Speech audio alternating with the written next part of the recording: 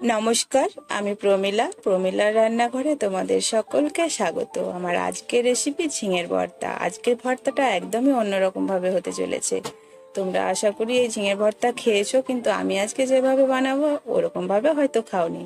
তাই বলছি পুরো ভিডিওটা কিন্তু দেখবে আমি কিভাবে বানাচ্ছি, নইলে কিন্তু আজকের ভর্তার স্বাদ তোমরা মিস করে যাবে। আর আমার রেসিপি যদি তোমাদের ভালো লাগে তো অবশ্যই একটা লাইক করে দেবে। একটা লাইক কিন্তু আমার ভিডিও বানানোর আগ্রহ বাড়িয়ে তুলবে। আর যদি ভালো লাগে তাহলে কমেন্ট করবে, খারাপ লাগলেও কমেন্ট করে জানাবে। তো চলো দেরি না করে শুরু করি আমার আজকের রেসিপি। অনুরোধ রইল কিন্তু পুরো ভিডিওটা দেখার, স্কিপ করবে না। তো চলো, ঝিঙে ভর্তা বানানোর জন্য প্রথমেই আমি এখানে দুটো ঝিঙে নিয়েছি বড় সাইজের। আর ঝিঙেটার খোসাটাকে ছিলে ধুয়ে কেটে নিচ্ছি। যেহেতু বড় বড় ঝিঙে আছে তো একটা ঝিঙে গোটা রেখেছি, আর একটা ঝিঙেকে আমি দুই ভাগে ভাগ করে নিয়েছি। খোসা ছিলে ধুয়ে পরিষ্কার করা আছে।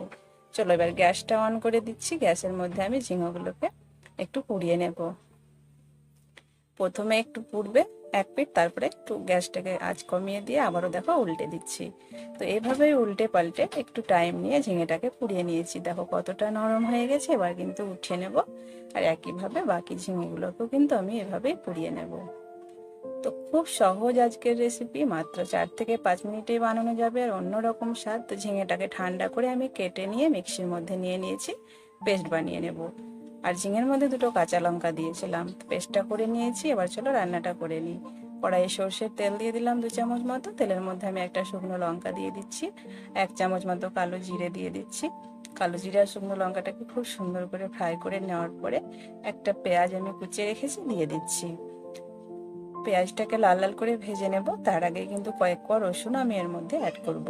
রসুন আর পেঁয়াজের যে ফ্লেভারটা ঝিঙের মধ্যে আসবে, ও অসাধারণ একটা স্বাদ বন্ধুরা। তাই রিকোয়েস্ট রইল, আজকের রেসিপিটা তোমরা বাড়িতে বানিয়ে খাবে, সবাইকে খাওয়াবে। তো পেঁয়াজ আর রসুন কিন্তু খুব সুন্দর করে ভাজা হয়ে গেছে। এই অবস্থায় ঝিঙের পেস্টটা আমি দিয়ে দেবো।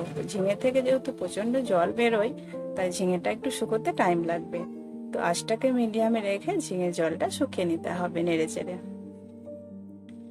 তো 2 মিনিট থেকে 3 মিনিট মতো কিন্তু টাইম লাগবে জলটা শুকোতে। শুকিয়ে গেলে একদম টান টান হয়ে যাবে।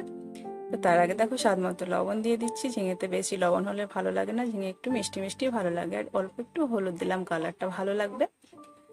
হলুদ লবণ দিয়ে খুব ভালো করে মিশিয়ে নেড়ে নিতে হবে যতক্ষণ না জলটা শুকিয়ে আসছে। এভাবে নাড়তেই থাকবে। ঢাকা দেওয়ার কোনো দরকার নেই, ঢাকা দিলে জল শুকাতে দেরি হবে। তাই ঢাকা খুলে নাড়াচাড়া করে জলটা শুকিয়ে নেব। দেখো জল কতটা শুকিয়ে এসেছে। আর একটু শুকিয়ে গেলে আজকের রেসিপি আমাদের একদম রেডি। তোমরা দেখতে পেলে কত সহজভাবে কিন্তু হয়ে গেল আজকের ঝিঙে ভর্তা। এইভাবেই তোমরা বাড়িতে বানিয়ে খাবে। ঝিঙে ভর্তাটা একদম রেডি হয়ে গেছে। গরম ভাতে জাস্ট অসাধারণ লাগে, রুটিতেও কিন্তু ভালো লাগে। তো ভালো লাগলে আবারও বলছি একটা লাইক আর শেয়ার করবে। আর আমার চ্যানেলে যদি নতুন হয়ে থাকো প্লিজ চ্যানেলটাকে সাবস্ক্রাইব করে দিও। আর এরকম ঘরোয়া রান্না পেতে পাশে থাকা বেল বাটনটি অবশ্যই ক্লিক করে রেখো। আমার চ্যানেলে কিন্তু একদমই তেল মশলা কম আর ঘরোয়া রান্নাই কিন্তু আমি তোমাদের সঙ্গে শেয়ার করি। তো ভালো লাগলে কিন্তু কমেন্টে জানিও কেমন হয়েছে, রান্না করেছো, ভালো লেগেছে কি খারাপ লেগেছে। আজকে এ পর্যন্ত, দেখা হবে পরের ভিডিওতে। ভালো